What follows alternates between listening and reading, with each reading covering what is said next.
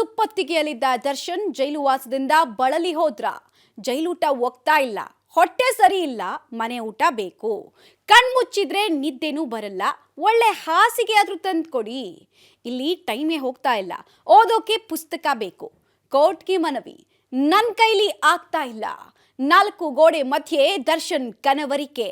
ಇದುವೇ ಈ ಹೊತ್ತಿನ ವಿಶೇಷ ಸೆರೆಮನೆ ಸಂಕಟ. 6 ಅಡಿ ಭೂಪತಿ ದಿನೇ ದಿನೇ ಕುಗ್ಗಿ ಹೋಗ್ತಾ ಇದ್ದಾರೆ.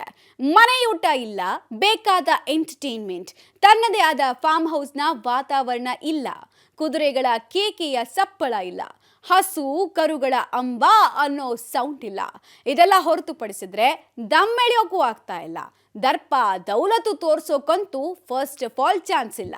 ದಾಸನ ಲೈಫ್ ಸ್ಟೈಲೇ ಬದಲಾಗಿ ಹೋಗ್ಬಿಟ್ಟಿದೆ. ಅಷ್ಟಕ್ಕೂ ಈಗ ಸೆರೆಮನಿಯಲ್ಲಿ ಕಂಬಿ ಎಣಿಸಿಯೇ ತೂಕ ಕಳ್ಕೊಳ್ತಾ ಇರುವ ದರ್ಶನ್ ಇದೀಗ ಕೋರ್ಟ್ನ ಮೊರೆ ಹೋಗಿದ್ದು ಯಾಕೆ? ಅದೇನಂತ ಕೋರ್ಟ್ ಮುಂದೆ ಮನವಿ ಇಟ್ಟಿದ್ದಾರೆ ಗೊತ್ತಾ? ಸುಖದ ಸುಪ್ಪತ್ತಿಗೆಯಲ್ಲಿದ್ದ ದರ್ಶನ್ ಜೈಲು ವಾಸದಿಂದ ಬಳಲಿ ಹೋದ್ರ. ಜೈಲೂಟ ಒಗ್ಗುತ್ತಿಲ್ಲ, ಹೊಟ್ಟೆ ಸರಿ ಇಲ್ಲ, ಮನೆ ಊಟ ಬೇಕು. ಕಣ್ಮುಚ್ಚಿದ್ರೆ ನಿದ್ದೆನೂ ಬರಲ್ಲ, ಒಳ್ಳೆ ಹಾಸಿಗೆನಾದ್ರೂ ತಂದ್ಕೊಡಿ. ಇಲ್ಲಿ ಟೈಮೇ ಹೋಗ್ತಿಲ್ಲ, ಓದಲು ಪುಸ್ತಕ ಬೇಕು. ಕೋರ್ಟ್ಗೆ ಮನವಿ, ನನ್ನ ಕೈಲಿ ಆಗ್ತಿಲ್ಲ. 4 ಗೋಡೆ ಮಧ್ಯೆ ದರ್ಶನ್ ಕನವರಿಕೆ. ತೆರೆ ಮೇಲೆ ದುರ್ಯೋಧನನಾಗಿ, ರಾಬರ್ಟ್ ಆಗಿ ನಾನಾ ಪಾತ್ರಗಳಲ್ಲಿ ಅಬ್ಬರಿಸ್ತಾ ಇದ್ದ ದರ್ಶನ್ ಧ್ವನಿ ಅಡಗಿ ಹೋಗಿ 29 ದಿನಗಳೇ ಆಗ್ತಿದೆ. ಈಗೇನಿದ್ರು ದರ್ಶನ್ ಧ್ವನಿಯನ್ನ ಅವರ ಹಳೆ ಸಿನಿಮಾಗಳನ್ನೇ ಹಾಕೊಂಡು ಕೇಳಬೇಕಾದ ಸ್ಥಿತಿ ಅಭಿಮಾನಿಗಳದ್ದು. ಅಷ್ಟಕ್ಕೂ ದರ್ಶನ್ಗೆ ಈಗ ಎದುರಾಗಿರುವ ಸ್ಥಿತಿ ಈ ಹಿಂದೆಂದೂ ನೋಡದೇ ಇದ್ದಿತ್ತು, ಎದುರಿಸದೇ ಇದ್ದಿತ್ತು. 2011ರಲ್ಲಿ ತೀರಾ ಸಾಂಸಾರಿಕ ಗಲಾಟೆ ಮಾಡಿಕೊಂಡು ಜೈಲಿಗೆ ಹೋಗಿ ಬಂದಿದ್ದ ದರ್ಶನ್ ಬಳಿಕ ಹಂತವಾಗಿ ಮೆಟ್ಟಿಲೇರಿ ಬಾಕ್ಸ್ ಆಫೀಸ್ ಸುಲ್ತಾನ್ ಆಗಿದ್ರು. ಆದರೆ ಅದ್ಯಾವ ರೀತಿಯಲ್ಲಿ ಬೆಳೆದ್ರೋ, ಅದ್ಯಾವ ರೀತಿಯಲ್ಲಿ ಚಿತ್ರರಂಗವನ್ನ ಆಳಿದ್ರೋ, ಅದ್ ಹೇಗೆ ಅಬ್ಬರಿಸಿ ಮೆರೆದಿದ್ರೋ, ಈಗ ಅದಕ್ಕೆ ಡೆಡ್ ಅಗೇನಿಸ್ಟ್ ಆಗ್ಬಿಟ್ಟಿದ್ದಾರೆ. ಅಸಲಿಗೆ ಚಿತ್ರರಂಗದಲ್ಲಿ ಮಾತ್ರ ಅಲ್ಲ, ನಿಜ ಜೀವನದಲ್ಲೂ ದರ್ಶನ್ ಆನೆ ನಡೆದಿದ್ದೇ ದಾರಿ ಅಂತ ಹೀಗೆ ತೆರೆ ಮೇಲೆ ಮಾತ್ರ ಅಲ್ಲ, ನಿಜ ಜೀವನದಲ್ಲೂ ಯಾರ ಕೈಲೂ ನನ್ನೇನು ಮಾಡ್ಕೊಳ್ಳೋಕ್ಕಾಗಲ್ಲ ಅಂತಾನೆ ಅಬ್ಬರಿಸ್ತಾ ಇದ್ರು. ಆದರೆ ರೇಣುಕಾಸ್ವಾಮಿ ಕೊಲೆ ಪ್ರಕರಣದಲ್ಲಿ ದರ್ಶನ್ ಹೆಸರು ಕೇಳ್ಬರ್ತಾ ಇದ್ದ ಹಾಗೆ ಪೊಲೀಸರು ಹಿಂದೂ ಮುಂದೆ ಯೋಚನೆ ಮಾಡದೆ ತಮ್ಮ ತಾಕತ್ತು ಪ್ರದರ್ಶಿಸ್ಬಿಟ್ರು. ಸೀದಾ ದುರ್ಯೋಧನನ್ನ ಮುಂದೆ ನಿಂತು ಕುರುಕ್ಷೇತ್ರದ ಕಥೆಯೆಲ್ಲ ಹೇಳಿ ತಮ್ಮ ಜೀಪ್ನಲ್ಲೇ ಎತ್ತಾಕೊಂಡು ಬಂದಿದ್ರು. ಹಾಗೆ ಎತ್ತಾಕೊಂಡು ಬರ್ತಾ ಇದ್ದ ಹಾಗೆ ಐರಾವತನ ಸೊಂಟ ಮುರಿದಂತೆ ಆಗ್ಬಿಟ್ಟಿತ್ತು. ಎದೆ ಉಬ್ಬಿಸ್ಕೊಂಡು ನಿಲ್ತಾ ಇದ್ದ ದರ್ಶನ್ 2 ದಿನದಲ್ಲಿ ತಲೆ ತಗ್ಗಿಸೋಕೆ ಶುರುವಾಗ್ಬಿಟ್ರು. ಆಗ ತಲೆ ತಗ್ಗಿಸಿದವರು ಇಲ್ಲಿ ತನಕ ಇವತ್ತಿಗೂ ತಲೆ ಎತ್ತೋಕೆ ಆಗದೆ ದಿನೇ ಕುಗ್ಗಿ ಹೋಗುವ ಪರಿಸ್ಥಿತಿಯಲ್ಲಿದ್ದಾರೆ. ದರ್ಶನ್ಗೆ ಕಣ್ಮುಂದೆ ಬಂದು ಹೋಗ್ತಿದೆಯಾ ಆ ದಿನಗಳು? ದಿನೇ ಹಾಳಾಗ್ತಿರೋದು ಹೇಗೆ ದಾಸನ ಆರೋಗ್ಯ, ಮನಸ್ಸು. ಈ ಹಿಂದೆ ದರ್ಶನ್ ಜೈಲಿಗೆ ಹೋಗಿ ಬಂದ ಕೂಡಲೇ ಸಾರಥಿ ಸಿನಿಮಾ ಬಿಡುಗಡೆ ಆಗಿತ್ತು. ಅದು ಆಗ ದರ್ಶನ್ ಸಿಕ್ಕಂತಹ ವರವೋ ಮತ್ತೊಂದು ಏನೋ, ಹೇಗೋ ಪತ್ನಿಯನ್ನ ಮನವೊಲಿಸಿ ದರ್ಶನ್ನ ಜೈಲಿಂದ ಹೊರ ಕರ್ಕೊಂಡು ಬರಲಾಗಿತ್ತು. ಅಲ್ಲಿಂದ ದರ್ಶನ್ಗೆ ಯಾರು ಏನು ಮಾಡ್ಕೊಳಕ್ ಆಗಲ್ಲ ಅನ್ನೋ ಸಣ್ಣ ಅಹಂ ಬಂತು ಏನೋ ಗೊತ್ತಿಲ್ಲ. ಅಂದಿನಿಂದ ತಿರುಗಿ ನೋಡಿದ್ದೇ ಇಲ್ಲ. ನಾನೇನ್ ಮಾಡಿದ್ರು ಅಭಿಮಾನಿಗಳು ಮಾತ್ರ ನನ್ನನ್ನು ಬಿಟ್ಕೊಡಲ್ಲ, ನನ್ನ ಸಿನಿಮಾ ನೋಡ್ತಾರೆ. ನಿರ್ಮಾಪಕನಿಗೆ ನಾನೊಂಥರ ಓಡೋ ಕುದುರೆ, ನನ್ ಬಿಟ್ರೆ ಅವರಿಗೆ ಗತಿ ಇಲ್ಲ ಅನ್ನೋ ಸಣ್ಣ ಅಹಂ ದರ್ಶನ್ ನೆತ್ತಿಗೇರ್ತೋ ಏನೋ ಗೊತ್ತಿಲ್ಲ. ತಮ್ಮ ಹಳೆ ಸ್ನೇಹಿತರಿಂದ ದೂರ ಆಗೋದು ಮಾತ್ರ ಅಲ್ಲ, ನಿರ್ಮಾಪಕರಿಂದಲೂ ಕೂಡ ದೂರ ಆಗ್ತಾ ಬಂದ್ರು. ಅಷ್ಟೇ ಯಾಕೆ, ಸ್ನೇಹಿತರಂತಿದ್ದ ನಿರ್ಮಾಪಕರ ಬಳಿ ತಾವು ಕೇಳಿದಷ್ಟು ಹಣ ಕೊಡ್ಲಿಲ್ಲ ಅಂದ್ರೆ ಸಾಕು, ಕಾಲ್ ಶೀಟ್ ಇಲ್ಲ ಅನ್ನೋಕೆ ಶುರುವಾಗ್ಬಿಟ್ಟಿದ್ರು.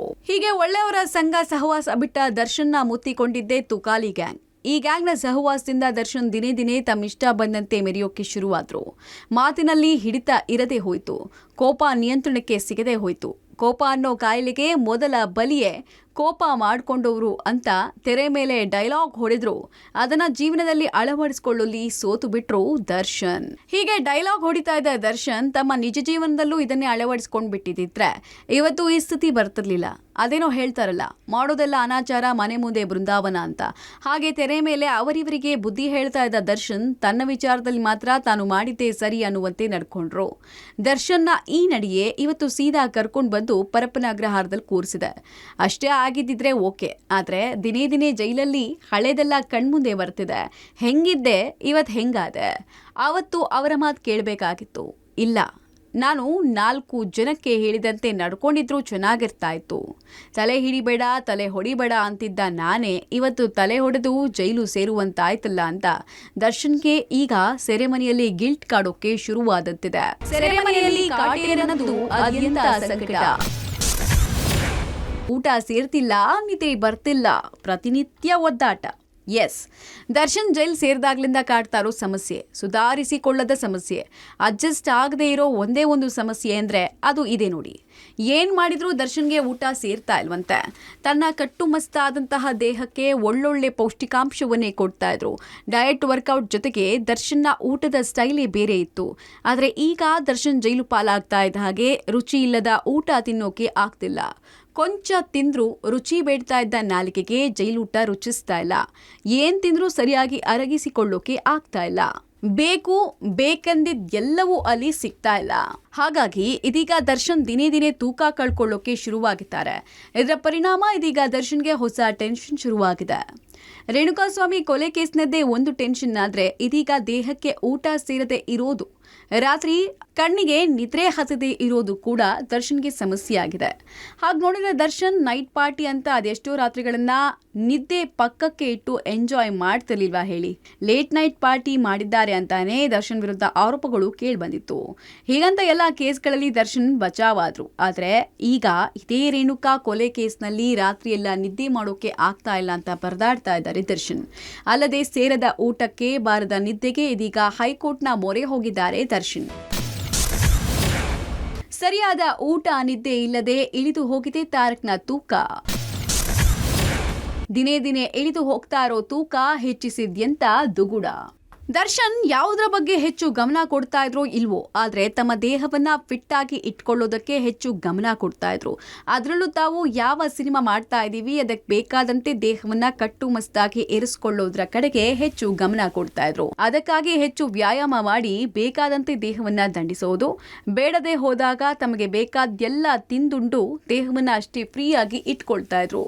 ಈ ದೇಹ ದಂಡನೆ ನೆಪದಲ್ಲಿ ಅವ್ರು ಯಾವತ್ತೂ ಹೊಟ್ಟೆಗೆ ಮೋಸ ಮಾಡಿದ್ದಂತೂ ಇಲ್ವೇ ಇಲ್ಲ.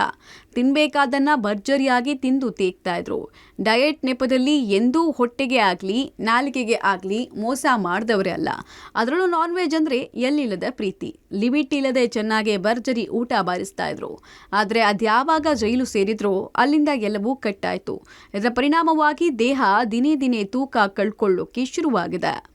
ಅಷ್ಟಕ್ಕೂ ದರ್ಶನ್ ತೂಕ ಈಗ ಇಳಿದಿರೋದಾದ್ರೂ ಅದೆಷ್ಟು ಗೊತ್ತಾ? 107 kg ಇದ್ದೋರು 10 kg ಇಳಿಸ್ಕೊಂಡಿದ್ದಾರೆ. ಅಷ್ಟಕ್ಕೂ ಅವರು ಮಾಡ್ತಾ ಇದ್ದ ಡೆವಲ್ ಸಿನಿಮಾಗಾಗಿ ಇತ್ತೀಚೆಗೆ ದರ್ಶನ್ ದೇಹದ ತೂಕ ಹೆಚ್ಚಿಸಿಕೊಂಡು ಫಿಟ್ ಆದ್ರು. ಆದರೆ ಜೂನ್ 8ರಂದು ನಡೆದ ರೇಣುಕಾಸ್ವಾಮಿ ಕೊಲೆ ಕೇಸ್ನ ಬಳಿಕ ಅರೆಸ್ಟ್ ಆದ ದರ್ಶನ್ ದಿನ ಕಳೆದ ಹಾಗೆ ತೂಕ ಕಳ್ಕೊಳ್ಳೋಕೆ ಶುರುವಾದ್ರು.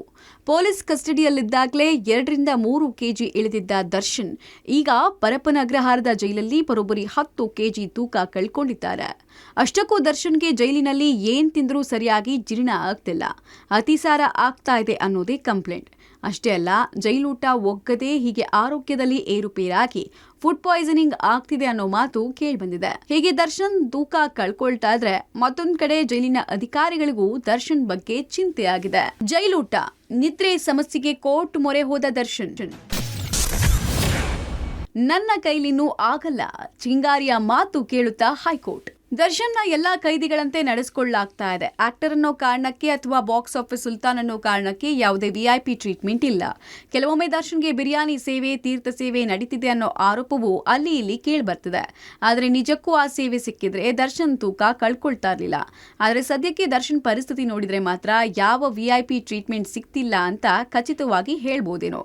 ಅದೇನೇ ಇರಲಿ, ಸದ್ಯ ಅಂತ ಟ್ರೀಟ್ಮೆಂಟ್ ಸಿಗ್ತಾ ಇಲ್ವಲ್ಲ ಅಂತಾನೆ ನೇರ ಹೈಕೋರ್ಟ್ ಮೊರೆ ಹೋಗಿದ್ದಾರೆ. ತಮಗೆ ಜೈಲೂಟ ಒಗ್ಗದೆ ಆರೋಗ್ಯ ಹದಗೆಡ್ತಾ ಇರೋದ್ರಿಂದ ಮನೆ ಊಟಕ್ಕೆ ಅವಕಾಶ ಮಾಡಿಕೊಡಿ ಅಂತ ದರ್ಶನ್ ಇದೀಗ ಹೈಕೋರ್ಟ್ಗೆ ರಿಟ್ ಅರ್ಜಿ ಸಲ್ಲಿಸಿದ್ದಾರೆ. ಕೇವಲ ಊಟ ಮಾತ್ರ ದರ್ಶನ್ ಸಮಸ್ಯೆ ಆಗಿಲ್ಲ, ನಿದ್ರೆಯೂ ಬರ್ತಾ ಇಲ್ಲ. ಹಾಗಾಗಿ ಹಾಸಿಗೆ ಮತ್ತು ಒಂದಷ್ಟು ಪುಸ್ತಕಗಳನ್ನ ಮನೆಯಿಂದ ತರಿಸ್ಕೊಳ್ಳೋಕೆ ಅನುಮತಿ ಕೋರಿದ್ದಾರೆ. ಆದರೆ ಕೋರ್ಟ್ ಇದಕ್ಕೆ ಅನುಮತಿ ಕೊಡುತ್ತೋ ಇಲ್ವೋ ಗೊತ್ತಿಲ್ಲ. ದರ್ಶನ್ ಮಾತ್ರ ತಮ್ಮ ವಕೀಲರ ಮೂಲಕ ಅರ್ಜಿ ಹಾಕಿಸಿದ್ದಾರೆ. ಅಷ್ಟೇ ಅಲ್ಲ, ಇದಕ್ಕೆ ಅನುಮತಿ ಸಿಗೋ ನಿರೀಕ್ಷೆನ ಇಟ್ಕೊಂಡಿದ್ದಾರೆ. ಯಾಕಂದ್ರೆ ದರ್ಶನ್ ಕೋರ್ಟ್ಗೆ ಮಾಡ್ಕೊಂಡಿರೋ ಮನವಿ ಪರವಾಗಿ ವಾದ ಮಂಡಿಸ್ತಾ ಇರೋದಾದ್ರೂ ಯಾರು ಗೊತ್ತಾ? ಇಲ್ಲೇ ಇರೋದು ನೋಡಿ ಅಸಲಿ ಸ್ಟೋರಿ. ಊಟ ನಿದ್ರೆ ಕಳ್ಕೊಂಡ ದರ್ಶನ್ ಇದೀಗ ಅದಕ್ಕಾಗಿ ಪರದಾಡ್ತಾ ಇದ್ದಾರೆ. ಎಲ್ಲ ಇದ್ದಾಗ ಮಾತ್ರ ಅದಕ್ಕೊಂಚೂರು ಬೆಲೆನೇ ಇಲ್ಲದಂತೆ ನಡ್ಕೊಂಡ್ರು. ಆದ್ರೆ ಈಗ ಪರಪ್ಪನಾಗ್ರಹಾರದ ಜೈಲಲ್ಲಿ ಅದಕ್ಕೋಸ್ಕರನೇ ಪರದಾಡ್ತಾ ಇದ್ದಾರೆ.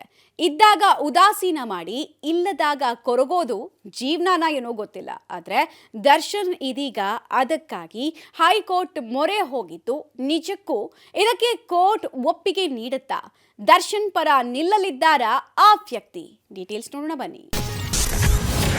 ದಿನೇ ದಿನೇ ದೈಹಿಕವಾಗಿ ಬಳಲಿ ಹೋದ ಚಿಂಗಾರಿ, ಊಟ ನಿದ್ರೆ ಇಲ್ಲದೆ ಕುಗ್ಗಿ ಹೋದ ಸಾರಥಿ, ಅಖಾಡಕ್ಕೆ ಅವರು ನಿಟ್ಟುಸಿರು ಬಿಟ್ಟರ ಭೂಪತಿ. ಯಾವುದೇ ಮನುಷ್ಯ ಅಲ್ಲಿ ಆತನಿಗೆ ಸರಿಯಾದ ಊಟ ಹಾಗೂ ನಿದ್ರೆ ಇಲ್ಲ ಅಂದ್ರೆ ಆತ ಬದುಕಿದ್ದು ಸತ್ತಂತೆ. ಆದ್ರೆ ದರ್ಶನ್ ರೇಣುಕಾಸ್ವಾಮಿ ಕೊಲೆ ಪ್ರಕರಣದಲ್ಲಿ ಆರೋಪಿಯಾಗಿ ಪರಪ್ಪನಾಗ್ರಹಾರದ ಜೈಲು ಸೇರಿರೋದ್ರಿಂದ ಸರಿಯಾದ ಊಟ ಮತ್ತು ನಿದ್ರೆ ಅನ್ನೋದು ದೂರದ ಮಾತಾಗಿದೆ. ಅಷ್ಟಕ್ಕೂ ಅಂದುಕೊಂಡ ಊಟ ತಿನ್ನೋಕೆ ಅದೇನು ಸೋದರ ಮಾವನ ಮನೆಯಲ್ವಲ್ಲ, ಮೊದಲೇ ಬದಲಾದ ಪರಿಸ್ಥಿತಿ. ಅರಮನೆಯಿಂದ ಸೆರೆಮನೆಗೆ ಶಿಫ್ಟ್ ಆದ ಭೂಪತಿಗೆ ಇದೇನಪ್ಪ ಹೀಗಾಯ್ತು ಅನ್ನೋ ಯೋಚನೆ ಒಂದ್ ಕಡೆ ಆದ್ರೆ, ಮುಂದೆ ರೇಣುಕಾಸ್ವಾಮಿ ಕೊಲೆ ಕೇಸ್ನಲ್ಲಿ ತಮ್ಮ ಭವಿಷ್ಯ ಅದೇನಾಗಬಹುದು ಅನ್ನೋ ಯೋಚನೆ ಕೂಡ ಸಹಜವಾಗಿ ಕಾಡ್ತಿರುತ್ತೆ. ಅಲ್ಲದೆ ದರ್ಶನ್ನ ನಂಬಿ ಕೋಟಿ ಕೋಟಿ ಕೊಟ್ಟವರಿಗೆ ಮತ್ತೆ ಆ ಕೋಟಿ ಹಣ ಹಿಂದಿರುಗಿಸೋದು ಹೇಗೆ? ಜೈಲಲ್ಲೇ ಕೂತ್ರೆ ಅವರ ಹಣ ತೀರ್ಸೋದು ಹೇಗೆ? ಸಿನಿಮಾ ಮಾಡೋದು ಹೇಗೆ? ಇದೆಲ್ಲವೂ ದರ್ಶನ್ನ ಕಾಡ್ತಾ ಇರುವ ಚಿಂತೆಗಳು.